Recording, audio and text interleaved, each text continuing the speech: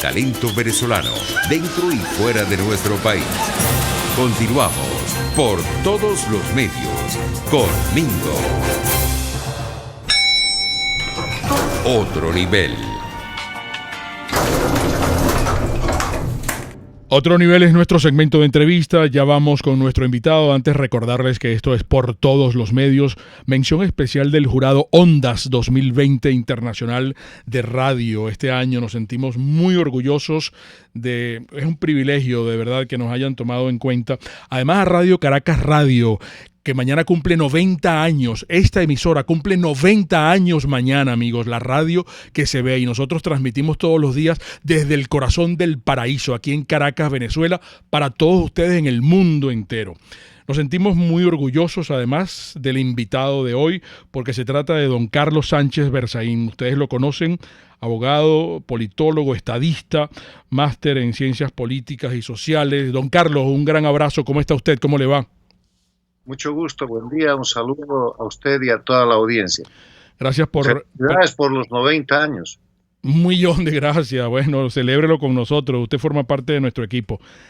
Nosotros tomamos con pinzas unas declaraciones que usted ofrecía recientemente a una periodista que lo estaba consultando, que lo estaba entrevistando, y además nos robamos la frase para promover este encuentro con usted en un tuit que colocamos ayer: los narcoestados crecen y las democracias se reducen. Es una declaración que usted hace y es contundente, pero al mismo tiempo da mucha impotencia y mucha tristeza, don Carlos.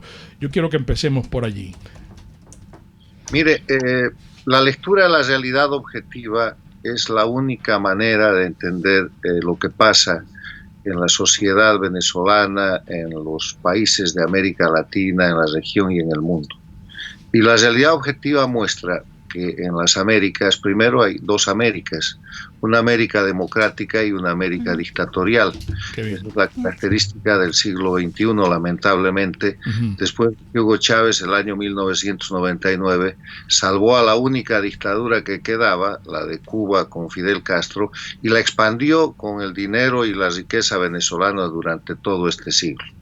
Las dictaduras están jefaturizadas por Cuba, con su principal plataforma en Venezuela, integradas por Nicaragua, Bolivia y sostenidas por el gobierno de Fernández Kirchner de la Argentina. Pero esas dictaduras no son las dictaduras clásicas de la segunda parte del siglo XX. Son dictaduras que están íntimamente vinculadas o que son delincuencia organizada transnacional porque están asentadas sobre el delito del narcotráfico, el terrorismo, sobre una cadena de crímenes que les permiten mantenerse indefinidamente en el poder, que van desde la violación de los derechos humanos hasta el asalto y el destrozo del patrimonio de los países y de los estados. Entonces, en ese escenario es que estos países denominados como movimiento bolivariano, como socialismo del siglo XXI o como castrochavismo, por el nombre de sus creadores, hoy día controlan a Cuba, a Venezuela, a Nicaragua, a Bolivia y están atacando la región con procesos de desestabilización de la mano de su instrumento que se llama el Foro de Sao Paulo. Estos países, este grupo, el castrochavismo, son narcoestados. Y entonces eso da lugar, esa lectura de la realidad objetiva, da lugar a esta frase con la que usted comienza, que es nada más lamentable realidad. Los narcoestados crecen y las democracias están bajo una amenaza permanente. Fíjese una cosa, don Carlos, el caso venezolano, que yo sé que a usted lo mortifica y que sigue con mucha atención. Las muchachas Erika y Marilia estaban comentando el pronunciamiento ayer de la OEA, porque evidentemente es noticia y hay en el concierto de países internacionales, pues no reconocen el teatro que ha hecho Maduro y su régimen el domingo. Sin embargo, yo les decía, y usted tiene un peso importante en ofrecernos una respuesta satisfactoria sobre este particular. Yo decía, bueno, eso viene siendo otro saludo a la bandera más. ¿Qué opina usted de la democracia? ¿Qué opina de la diplomacia? ¿Qué opina usted de la diplomacia internacional? ¿Para qué sirven estas instituciones? ¿Cuál es en la práctica, cuando se rechaza esta dictadura una vez más de Maduro, que nuevamente da un zarpazo a las instituciones y ya no va a haber ningún resquicio de democracia en Venezuela a partir del 5 de enero. Bueno, ok, pronunciamientos, pero estamos de pronunciamientos hasta la coronilla. Yo no sé si me estoy explicando bien de lo que quiero decirle, don Carlos. Bueno, yo lo comentaba en una entrevista hace un par de días, diciendo que los países están llenos de declaraciones, de resoluciones y de respaldos y solidaridades. Y el caso de Venezuela es tal vez el que más lleno está. Porque bien, tenemos una cantidad de informes muy importantes, desde el primer informe que hace Almagro en la OEA señalando a Venezuela como violadora de la Carta Democrática Interamericana, que es un informe histórico y sin precedentes, hasta las declaraciones del Grupo de Lima y las declaraciones de diferentes organizaciones para llegar al Tratado Interamericano de Asistencia Recíproca, donde se reintegra Venezuela a través de la presidencia de Guaidó. Y en esta dinámica lo que hay que entender es que la diplomacia cumple un papel fundamental. La diplomacia tiene un espacio que es el espacio que se ha cumplido en el caso venezolano y que se está cumpliendo en el caso del señalamiento de las dictaduras en las Américas, de marcar lo que es la realidad y de generar una reacción de la comunidad internacional. Y aquí hay un cambio trascendental que hay que entender. Hay que distinguir la OEA de Insulza de la OEA de Almagro. Hombre. Sí. 10 años de organización de Estados americanos de la mano de Insulza, que era un peón de Chávez. Además, Chávez se daba el lujo de insultar, le decía insulso. Y además una gestión, un manejo de la Organización de Estados Americanos en que no había ningún resquicio de defensa de los principios de la Carta de la OEA ni de la Carta Democrática Interamericana. Entonces se produce un cambio y llega el año 2015 a la OEA Almagro y empieza este tipo de señalamientos para rescatar la vigencia de los principios y valores de democracia, de libertad, de respeto a los derechos humanos, de lo que es el fundamento de la OEA. Y se empiezan a producir estas declaraciones que deberían llegar a un punto en el cual la diplomacia tiene que empezar a ejercer lo que en derecho internacional se llama la amenaza creíble. Claro. Está absolutamente determinado y demostrado que Venezuela es un país ocupado, que Venezuela es un país manejado por un grupo de delincuentes de una delincuencia organizada transnacional que se llama castrochavismo, que Cuba tiene las manos metidas ahí. El régimen es un gobierno absolutamente ilegítimo, usurpador. Hay un presidente legítimo. Maduro y sus cómplices están requeridos por la justicia internacional. Le quiero recordar que entre las cosas muy importantes que han sucedido es que se ha puesto en aplicación la Convención de Palermo contra la delincuencia organizada transnacional en tribunales de Nueva York y en tribunales de la Florida, y hay orden de captura internacional contra Maduro y un premio, una recompensa de $15 millones por quien lo entregue. O sea, ese individuo no se puede mover de Venezuela sino a los países cómplices como Cuba, como Bolivia de Evo Morales, Irán, como Nicaragua y eventualmente a Irán. Pero no puede ir a ningún otro lado porque en el mundo lo está buscando en base a una convención que está hecha para capturar y para sancionar a los criminales. Entonces, en ese escenario, lo que ha pasado este 6 de diciembre es un nuevo acto criminal, pero realmente brutal contra el pueblo venezolano. Y aquí yo quiero dejar un análisis y una idea que es muy seria respecto al castrochavismo. Castrochavismo está especializado bajo la metodología de la dictadura de Cuba en convertir hechos criminales en hechos políticos. Lo del domingo es un hecho criminal, va más allá del fraude electoral, porque para llegar a esa elección han tenido que falsificar convocatorias, usurpar el poder del pueblo, han tomado presos políticos, violan los derechos humanos, desconocen personerías de partidos, o sea, cometen los delitos que están casi en todo el Código Penal. Pero después de hacer eso, con un 18% de votos, con un repudio de más del 80% del pueblo venezolano, convierten esos hechos criminales, esos hechos delictivos, en hechos políticos. Igual Maduro va a instalar esa asamblea, igual va a elegir y va a utilizar y va a manipular políticamente aquello para sostener su dictadura, y de esa manera Venezuela va a terminar teniendo una asamblea legítima, una constituyente y una asamblea ilegítima. Ya tiene 3 congresos. O sea que en ese escenario la declaración de la OEA vale, pero no es suficiente. No es suficiente porque hace rato, y esto es responsabilidad también de los venezolanos, hay que decirlo con claridad, el gobierno legítimo de Venezuela, más bien el presidente Guaidó, que no ha hecho un gobierno, tiene la responsabilidad de asumir su papel. Y le venimos recomendando al presidente Guaidó que él, como presidente, como comandante en jefe, como legítimo gobernante de Venezuela, tiene la obligación de crear la amenaza creíble para sacar a la usurpación, que no se va a ir ni con votos, ni con declaraciones, ni con presión internacional. Hoy día hay sanciones, hoy día hay una operación antinarcóticos en el Mar del Caribe y en el Atlántico, por países, 19 países, donde está la Gran Bretaña, donde está Canadá, donde está España, donde está la Marina de los Estados Unidos, México, Brasil, operando hace rato con una operación antinarcóticos contra los narcoestados de Venezuela y de Cuba. Pero además de eso hay sanciones, además de eso se ha aplicado la Convención de Palermo, pero no resulta suficiente. Entonces, ¿qué queda? Queda que, aprovechando todas las declaraciones y el respaldo internacional, el presidente legítimo de Venezuela ejerza su función presidencial y pida la conformación de una fuerza de tarea multinacional bajo el mando del presidente Guaidó para generar la amenaza creíble y retirar la usurpación. Qué bueno que hay gente que está pidiendo invasión, hay gente que está pidiendo intervención militar, hay gente que está pidiendo que fuerzas armadas de otros países o de Estados Unidos ayuden y entren a Venezuela, como sucedió en su momento en Panamá. Eso no es necesario, yo creo que no es posible.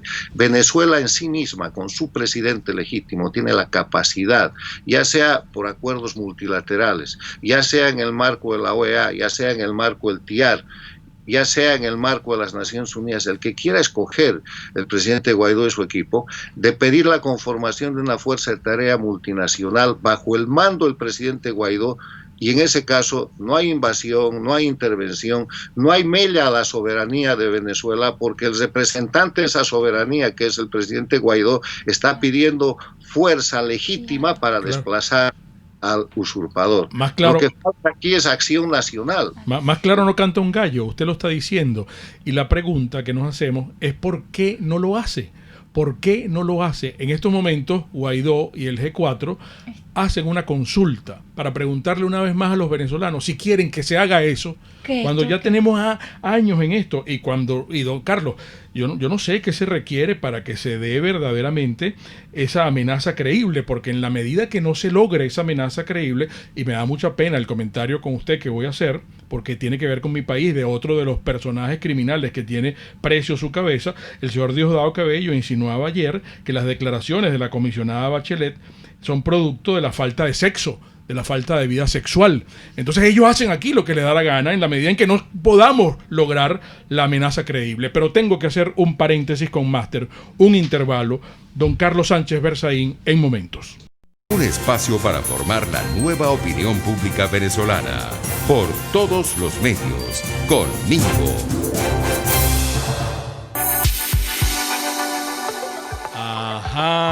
Vamos a hablar de Produzca. Y yo quiero recomendarles una vez más, amigos. Ayer les hablaba de las mascarillas KN95, pero hoy quiero hacer énfasis. Catherine me ayuda en mostrarla. Aquí la voy a mostrar acá. Vamos a hacerlo aquí. Porque estos tapabocas de 3 pliegues, para ambientes de polvos no tóxicos. Esto es muy importante. Pero como el mercado está inundado de productos chimbos de estos, usted tiene que canalizar su compra, adquirir este producto a través de Produzca y solamente a través de Produzca, porque son los que están autorizados para que uno opere con ellos. ¿Cómo se pone en contacto usted con Produzca? En su Instagram, @produzca.ve, www.produzca.com. Produzca es seguridad en tu empresa de los pies a la cabeza. ¿Cómo me gusta a mí mi helado de coco de Vegan Fruit? Pero a Erika, por ejemplo, se vuelve loca con el de guanábana. César le encanta parchita. Catherine stracciatella. Y Marilia le gusta piña colada. Y el resto del equipo, cualquiera, porque son tan ricos, tan cremosos, tan deliciosos, con cada uno, con cada cucharita que uno está probando de cada helado de Vegan Fruit, se da la bienvenida a ese mundo cremoso de los helados veganos que son de Vegan Fruit y que la gente dice, ¿cómo lo logran? ¿Cómo hacen? Si son libres de huevo, libres de lácteos, libres de azúcar, libres de gluten, libres de remordimientos. Es un exquisito postre. Para toda la familia, además. Usted sabe dónde conseguirlos. Heladería Vegan Fruit es amor vegano y cremoso. Bueno, sigue creciendo este nuevo concepto en todo, para un nuevo concepto de vida. Estoy hablando de la nueva farmacia CVS. Farmacia CVS y más. Bueno, en español CVS, pero es farmacia CVS y más. Todo lo demás. Recuerden, y esto es muy importante que lo sepan, que se ha hecho una alianza estratégica con nuestros amigos de Belab Biodiagnóstica. Así que usted la muestra de sangre se puede dirigir al CCCT, porque Farmacia CVS está en el CCCT en el nivel C1. Recuerde que tenemos web, farmaciacvs.com. Ahí puede canalizar muchas cosas. Pero además, usted va a tener los resultados de su examen de sangre inmediatamente. Hay como un stand de Belab Biodiagnóstica dentro de la farmacia CVS. Venga a conocerla. Está frente a Beco, al lado del Banco Mercantil, farmacia CVS y más. Todo lo demás. ¿A quién no le gusta el pan de jamón? Yo he visto a los maestros Checoto, al maestro Carlos, a Canaro, por supuesto, la reina Lucía. Ellos extienden la masa del pan de jamón y ponen esas lajas, ¿puedo decir lajas de pan de jamón? Esas rebanadas de pan de jamón, pero después ponen las hileras de las pasitas, las hileras de aceituna, para que después de horneado, cuando usted corta ese pan de jamón, ve que está relleno de todo lo que usted quiere del pan de jamón. Y entonces, cuando lo muerde, se amalgaman todos los sabores, se juntan todos los sabores, porque qué rico es ese sabor de la aceituna con el jamón, con la masa, con la aceituna, con las pasitas. Y usted lo va a encargar. Si quiere encargarlo, o si quiere, véngalo a buscar. Bueno, si va a encargar, anote 941-1971 del Corso. Es la pastelería italiana por tradición y excelencia. RCR 750 AM, porque lo bueno une. Un periodista espontáneo, frontal, observador, inconforme, con mucho que decir y escuchar. Regresamos por todos los medios con Mingo.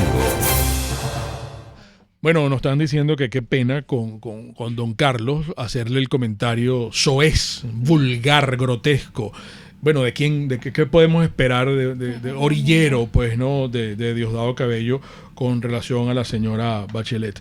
Don Carlos, siéntase a gusto de ordenar sus ideas. Yo le dejaba varias cosas en punto suspensivo. Necesitamos cristalizar esa amenaza creíble, pues, ¿no? ¿Cómo hacemos? Y al mismo tiempo su opinión porque el panorama que pinta para la oposición venezolana el año que viene, no sé si quiere comentar las declaraciones de Capriles, sí, y la actividad de la consulta de Guaidó, que más son los venezolanos fuera del país los que están interviniendo online que los que están aquí en Venezuela, porque tenemos el internet peor del mundo. Y por aquí le quiero hacer el comentario de la señora Griselda Ferrer, que le comenta que recuerde que desde hace mucho en Venezuela cohabitan y subsisten duplicidad de instituciones. Hay 2 asambleas nacionales, hay 2 fiscalías, hay 2 tribunales supremos de justicia y 2 presidentes. Don Carlos. Bueno, el tema es ese, ¿no? El tema es que el presidente legítimo de Venezuela y la asamblea tienen un único mandato que no están cumpliendo, que es cesar la usurpación. Y están en eso por años.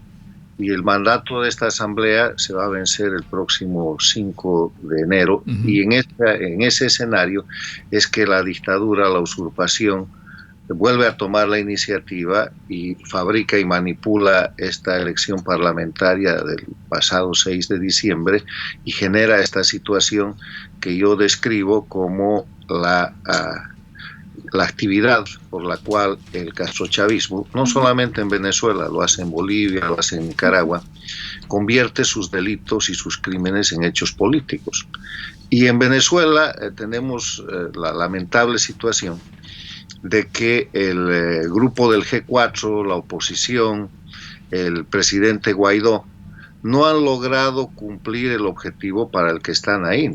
No están para hacer oposición, son gobierno. Deberían armar gobierno y no han hecho gobierno, porque el gobierno, de acuerdo a la Constitución bolivariana que ustedes han decidido aceptar, se ejerce por el presidente, el vicepresidente y el gabinete de ministros. Si Guaidó no ha nombrado gabinete de ministros, no tiene alto mando militar, así sea nominal, ha nombrado embajadores en algunos países y ahí ha quedado. Entonces no hay gobierno. Hay dos gobiernos, hay un detentador del poder que es la usurpación de Nicolás Maduro y hay un presidente legítimo que no ha logrado formar gobierno. Sí hay dos tribunales de justicia, uno legítimo que está en el exilio y uno usurpador cuyo presidente tiene una recompensa de $10 millones porque también está en el marco de las acusaciones por ser parte del grupo de delincuencia organizada en el marco de la Convención de Palermo. Ahora van a haber 3 asambleas. Y debería haber solamente una, que es la Asamblea Legítima, que es el único órgano, el último órgano democrático que queda en medio de este sistema dictatorial castrochavista. Pero ese statu quo, el mantenimiento de ese statu quo, ¿a quién le favorece? Le favorece a la dictadura, le favorece a la usurpación. Pero don Carlos, solamente para entender bien lo que usted está diciendo, ¿cómo se compagina eso que usted describe en cuanto a la presidencia, ya que hay más de 50 países que reconocen a Guaidó como presidente interino, pese a que no haya hecho gobierno internamente aquí en Venezuela?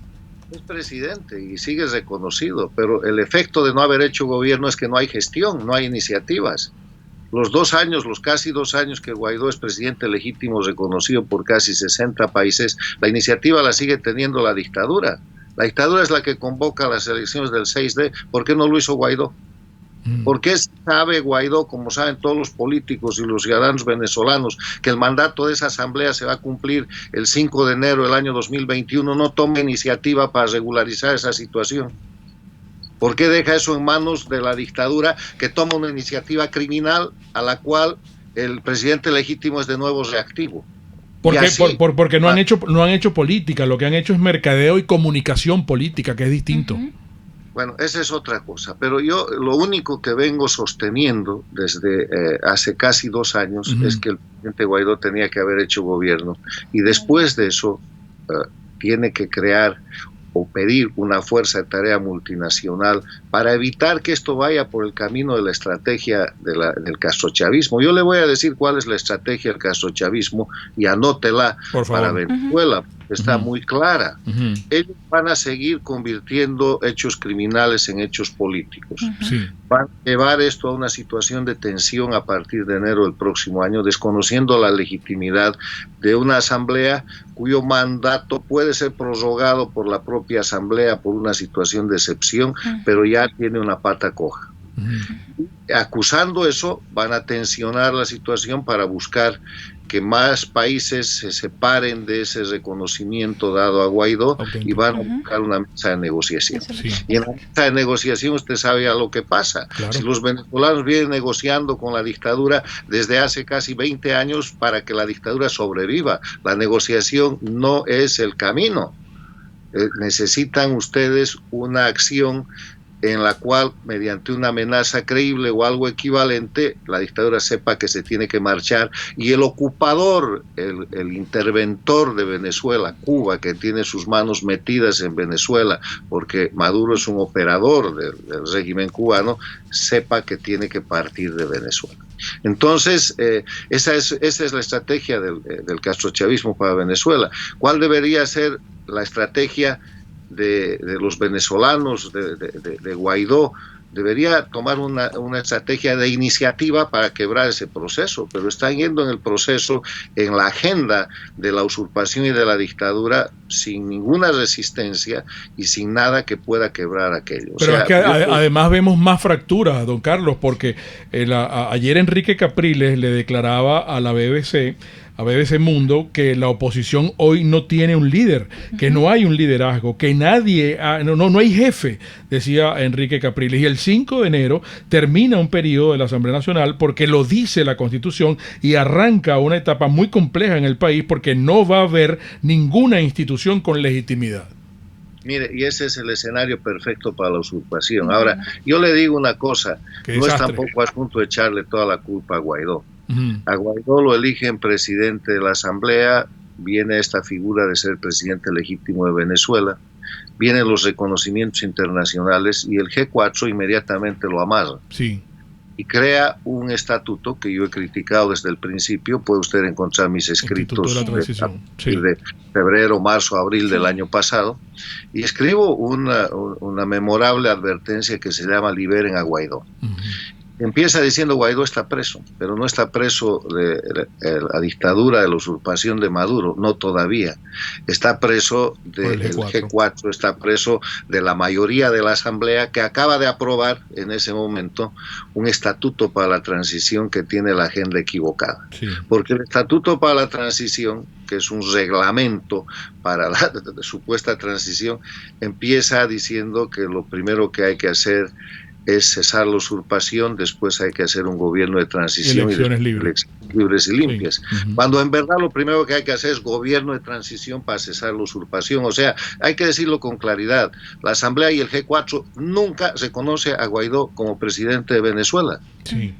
Celos por problemas internos dentro del propio partido de Guaidó, y Guaidó se mueve como puede en ese escenario y no tiene la decisión política de la claridad, es decir, yo soy presidente o me voy. Sí. Y en ese momento eso hubiera sido extraordinario y hubiera eventualmente ayudado a salvar a Venezuela. Pero como quedan navegando en esas aguas turbias, sí, se están hundiendo, y Guaidó es víctima de ese grupo de partidos que además cuotea todo lo que puede, y el país y el mundo lo mira, tiene más disputas internas y no logra unidad. No. Y no unidad de la oposición, y termina bajo sospecha de ser una oposición funcional. Se nos agotó el tiempo, don Carlos, lamentablemente. Permítanos consultarle de nuevo en breve, porque estos temas continúan. Gracias, don Carlos Sánchez Berzaín. Amigos, un gran abrazo, don Carlos, de parte del equipo del programa y de la radio, de Radio Caracas Radio. Las interpretaciones finales de todo lo conversado hoy aquí, amigos de ustedes. Y recuerden, el comunismo te quiebra las rodillas para que tengas que darle las gracias por las muletas. Hasta mañana. RCR presentó Por Todos los Medios con Mingo.